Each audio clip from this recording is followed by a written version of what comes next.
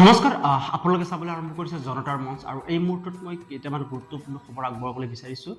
ইতিমধ্যে সামাজিক মাধ্যমত বিভিন্ন ধৰণৰ প্ৰশ্নৰ উদয় হৈছে আৰু বিশেষকৈ আমাৰ অসমৰ মুখ্যমন্ত্ৰীয়ে কেইটামান প্ৰশ্ন কৰিছে বা কেইটামান দাবী উত্থাপন কৰিছে। সেই দাবীসমূহ আচলতে কেনেকুৱা ধৰণৰ? আচলতে জুবিন গাৰ্গৰ এটি সংলাপ, মোৰ কোনো জাতি নাই, মোৰ কোনো ধৰ্ম নাই, মোৰ কোনো ভগৱান নাই, মই মুক্ত, মই কাঞ্চনজংঘা।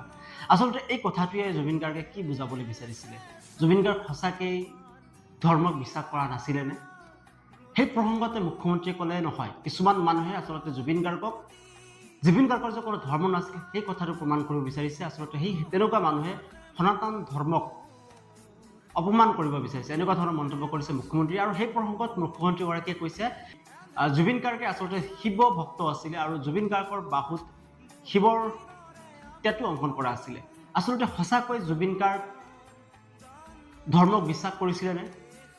আমি চাই লওক প্ৰথমতে মুখ্যমন্ত্ৰীয়ে কি কৈছে আৰু তাৰপিছত আমি চাম জুবিন গাৰ্গে আচলতে কোনটো কথা কৈছিলে। জুবিন গাৰ্গে তেওঁৰ শৰীৰতে মহাদেৱৰ টেটু বনোৱা আছে। তেওঁ এজন শিৱ ভক্ত আছিল। এতিয়া তেওঁক লগাই দিয়া হ'ল মোৰ জাতি নাই ধৰ্ম নাই।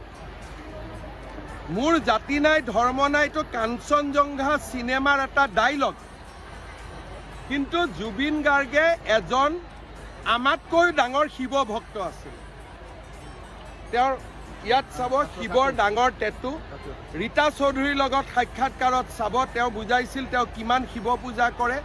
আৰু মোৰ লগত বহুত ফটো আছে য'ত জুবিনে মন্দিৰত পূজা কৰে। ইয়াত চালে আপোনালোকে মুখ্যমন্ত্ৰী ভাষ্য। এতিয়া আমি আপোনালোকক শুনাব বিচাৰিম জুবিন গাৰ্গে আচলতে কি কৈছিল। মই ৰিলিজিয়াছ নহয় বাৰু, মই জাতি ধৰ্মত ইমান বিশ্বাসী নহয়, কিন্তু মোৰ শিৱ কেৰেক্টাৰটো ভাল লাগে। মহাদেৱ এজ এ কেৰেক্টাৰ মানে মই পূৰা চিনেমেটিক পাওঁ, মানে একদম বেলেগ ধৰণৰ। ভাল মিউজিচিয়ান, ভাল ডান্সাৰ, ভাং খায়। মই ভাং নাখাওঁ বাৰু, মানে নিচা কৰে, পাগলা ঘূৰি ফুৰে। He is in his on space. যাক তাক যি টি বৰ দি দিয়ে। হে অঁ লাগে নেকি? ল দিলে নহয়, পিছত চিন্তা কৰিছে এইটো কেলি কৰিলোঁ মই এইটো। মানে ইয়াতে আহিলে ধৰক কোনোবা এজনে দাদা 500 টকা এটা দিয়ক, দিলে উলিয়াই সেই তেনেকুৱা আৰু। এতিয়া জুবিন গাৰ্গৰ ন্যায় প্ৰসংগত পৃথিৱীৰ দুটা ভাগত ভাগ হৈছে। এটা ভাগে কৈছে জুবিন গাৰ্গৰ ন্যায় মুখ্যমন্ত্ৰীয়ে দিব, জুবিন গাৰ্গৰ ন্যায় অসম চৰকাৰে দিব। আনফালে মন্ত্ৰী জয়ন্ত মল্ল বৰুৱাই জুবিন গাৰ্গৰ ন্যায় দাবীত যি জনসমদল কৰিলে, এই জনসমদলত মন্ত্ৰী জয়ন্ত মল্ল বৰুৱাই কৈছে যে জুবিন গাৰ্গৰ ন্যায় ন্যায়ালয়েহে দিব। এতিয়া আপোনালোকে ঠিক কৰিব জুবিন গাৰ্গৰ ন্যায় আচলতে কোনে দিব। এতিয়া হওক আন এটি ভাষ্যলৈ মন্ত্ৰী জয়ন্ত মল্ল বৰুৱাই কৈছে যে আচলতে যিসকল নলবাৰীত বিজেপিৰ হৈ জুবিন গাৰ্গৰ ন্যায়ৰ দাবীত সমদল কৰিলে তেওঁলোকেহে জুবিন গাৰ্গৰ আচল অনুৰাগী।